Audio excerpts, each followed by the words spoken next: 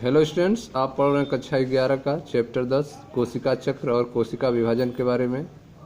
पिछले वीडियो में हमने चैप्टर 10 की तीसरी हेडिंग कोशिका सूत्री कोशिका विभाजन के महत्व के बारे में आपको समझाया था।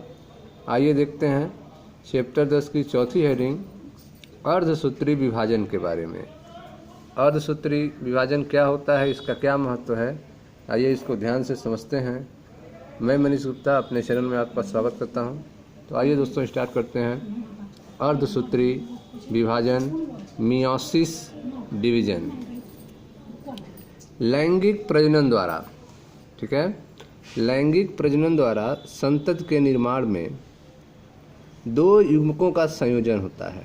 ठीक है, तो जो लैंगिक प्रजनन होता है, सेक्सुअल रिप्रोडक्शन होता है, इसमें जब संतान बनते हैं, संतत बनते हैं, तो इसमें दो युग्मक आपस में फ्यूज होते हैं। दो युग्मक जो हैं, मेल और फीमेल गैमीट, आपस में इनका कॉम्बिनेशन होता है, संयोजन होता है, जिससे संतत का निर्माण होता है, जिनमें अगुणित गुणसूत्रों का एक समूह होता है।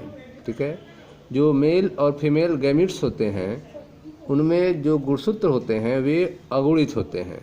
ठीक है, वे 2n नहीं होते हैं, वे n होते हैं। जैसे अगर मानव का ही ले लिया जाए तो मानव में जनन लैंगिक प्रजनन के द्वारा होता है, जिसमें मेल गैमीट के पास 23 क्रोमोसोम होते हैं, 23 गुणसूत्र, और फीमेल गैमीट के पास भी 23 क्रोमोसोम होते हैं। ठीक है, दोनों को मिलने से जो है 46 गुणसूत्र हो जाते हैं और इस तरह से संतति का निर्माण होता है।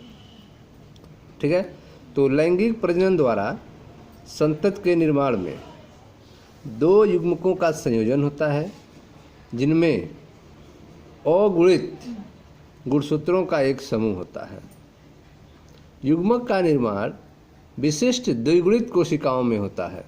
ठीक है, तो युग्मक का जो निर्माण हो रहा है वह विशिष्ट द्विगुणित कोशिकाओं में होता है। युग्मक जो बनेगा वो क्या होगा, द्विगुणित कोशिका होगी, विशिष्ट द्विगुणित कोशिका होगी, उसमें युग्मक का निर्माण होगा, उनमें विभाजन होगा, जिससे द्विगुणित कोशिका आधी हो जाएगी और युग्मक बनेगा। यह विशिष्ट प्रकार का कोशिका विभाजन है। ठीक है, युग्मक का निर्माण जो है वह विशिष्ट प्रकार का कोशिका विभाजन है, जिसके द्वारा बनने वाली अगुणित संतत कोशिकाओं में गुणसूत्रों की संख्या आधी हो जाती है। ठीक है, तो जो युग्मक का निर्माण है वह विशिष्ट द्विगुणित कोशिकाओं में होता है। यह विशिष्ट प्रकार का कोशिका विभाजन है, जिसके द्वारा बनने वाला अगुणित संतत कोशिकाओं में गुणसूत्रों की संख्या आधी हो जाती है। इस प्रकार के विभाजन को अर्धसूत्री विभाजन कहते हैं। ठीक है, तो जब विभाजन में गुणसूत्रों की संख्या आधी हो जाए तो ऐसे विभाजन को अर्धसूत्री विभाजन कहते हैं, मियोसिस डिवीजन कहते हैं।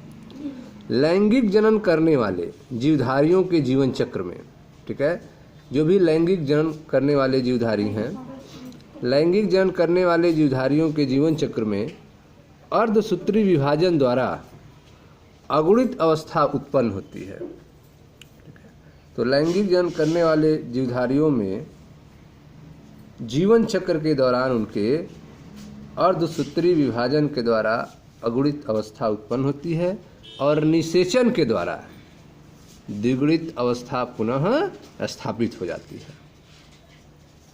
ठीक है, तो जितने भी लैंगिक जनन करने वाले जीवधारी हैं उनके जीवन चक्र में अर्धसूत्री विभाजन के द्वारा अगुणित अवस्था उत्पन्न होती है और निषेचन के द्वारा द्विगुणित अवस्था पुनः स्थापित हो जाती है।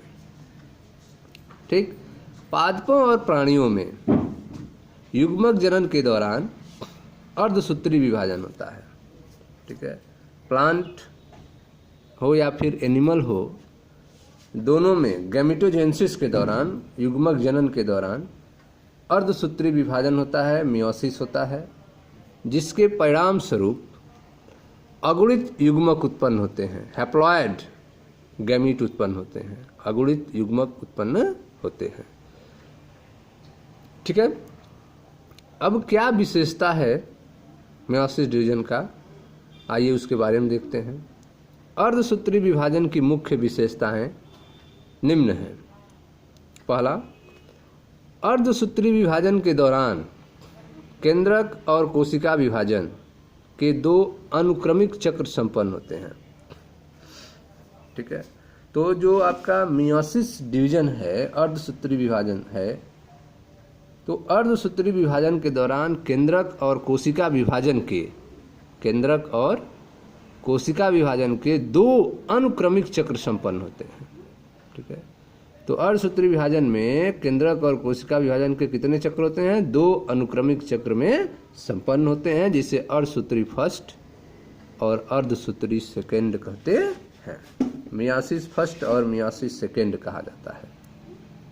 इस विभाजन में डीएनए प्रतिकृति का सिर्फ एक चक्र पूर्ण होता है।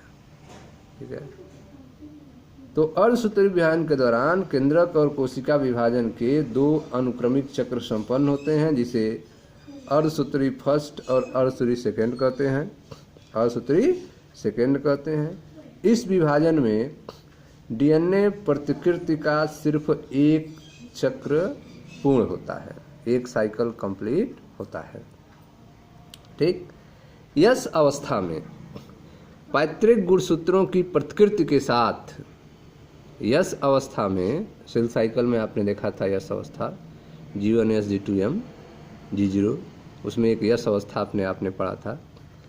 यस अवस्था में पैतृक गुणसूत्रों की प्रतिकृति के साथ समान संतति अर्ध गुणसूत्र बनने के बाद अर्धसूत्री फर्स्ट अवस्था प्रारंभ होती है। ठीक है। तो अर्धसूत्री फर्स्ट अवस्था कब प्रारंभ होगी? यस अवस्था में पैतृक गुणसूत्रों के प्रतिकृति के साथ समान संतत अर्ध गुणसूत्र के बाद अर्धसूत्री फर्स्ट अवस्था प्रारंभ होती है। ठीक है। यह दूसरी विशेषता है कि यस अवस्था में पैतृक गुणसूत्रों की प्रतिकृति के साथ समान संतत अर्ध गुणसूत्र के बनने के बाद अर्धसूत्री फर्स्ट अवस्था प्रारंभ होती है। अर्धसूत्री सेकेंड में क्या होता है? अर्धसूत्री सेकेंड विभाजन में समजात गुणसूत्रों का युगलन और पुनर्योजन होता है। जो समजात गुणसूत्र होते हैं उनका युगलन होता है, उनके जोड़े बनते हैं, और उनका पुनर्योजन होता है, रिकॉम्बिनेशन होता है, पुनर्योजन होता है। तो यह विशेषताएं देख रहे हैं अर्धसूत्री विभाजन की। पहली विशेषता आपने देखा कि अर्धसूत्री विभाजन के दौरान केंद्रक और कोशिका विभाजन में 2 अनुक्रमक चक्र होते हैं, जिन्हें अर्धसूत्री फर्स्ट और सेकंड कहते हैं। इस विभाजन में डीएनए प्रतिकृति का सिर्फ एक चक्र पूर्ण होता है। ठीक है। और वह डीएनए प्रतिकृति का चक्र किसमें होता है? यस अवस्था में, अर्धसूत्री फर्स्ट में। यस अवस्था में पैतृक गुणसूत्रों की प्रतिकृति के साथ समान संतत गुणसूत्र बनने के बाद अर्धसूत्री फर्स्ट अवस्था प्रारंभ होती है। ठीक है। अर्धसूत्री फर्स्ट अवस्था प्रारंभ कब होगी? जब यस अवस्था में पैतृक गुणसूत्रों की प्रतिकृति के साथ समान संतत अर्ध गुणसूत्र बन जाएंगे, तब जाके अर्धसूत्री फर्स्ट अवस्था प्रारंभ होगी। अर्धसूत्री सेकेंड में, ठीक है, जो अर्धसूत्री सेकेंड है उसमें विभाजन में समजात गुणसूत्रों का युगलन होगा, जोड़े बनेंगे और उनका पुनर्योजन होगा। आगे देखते हैं। अर्धसूत्री सेकेंड के अंत में, देखिए ध्यान से, अर्धसूत्री सेकेंड के अंत में 4 अगुणित कोशिकाएं बनती हैं। अर्धसूत्री सेकेंड के अंत में 4 अगुणित कोशिकाएं बनती हैं। ठीक है।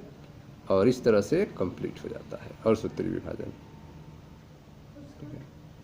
अर्धसूत्री विभाजन को निम्न अवस्थाओं में वर्गीकृत किया गया है। अर्धसूत्री फर्स्ट, अर्धसूत्री सेकेंड। इसको बांटा गया है 4 भागों में। पूर्वावस्था फर्स्ट, मध्यावस्था फर्स्ट, पश्चावस्था फर्स्ट, अंत्यावस्था फर्स्ट। ठीक है, prophase first, metaphase first, anaphase first और टीलोफेज फर्स्ट। उसी तरह अर्धसूत्री सेकेंड को भी डिवाइड किया गया है, पूर्वावस्था सेकेंड, मध्यावस्था सेकेंड, पश्चावस्था सेकेंड और अंत्यावस्था सेकेंड में। ठीक है, अब इनके बारे में, इन चारों के बारे में, अर्धसूत्री फर्स्ट में 4 हैं और अर्धसूत्री सेकेंड में 4 हैं। इन्हीं चारों को आप पढ़ेंगे और लास्ट में जो है आपका अर्धसूत्री विभाजन कंप्लीट हो जाएगा। तो आइए स्टार्ट करते हैं। अर्धसूत्री विभाजन फर्स्ट की जो चारों अवस्थाएं हैं उनके बारे में समझते हैं। ठीक है, तो पहला है आपका अर्धसूत्री विभाजन फर्स्ट का पहला अवस्था पूर्वावस्था फर्स्ट, जिसे प्रोफेज फर्स्ट कहा जाता है।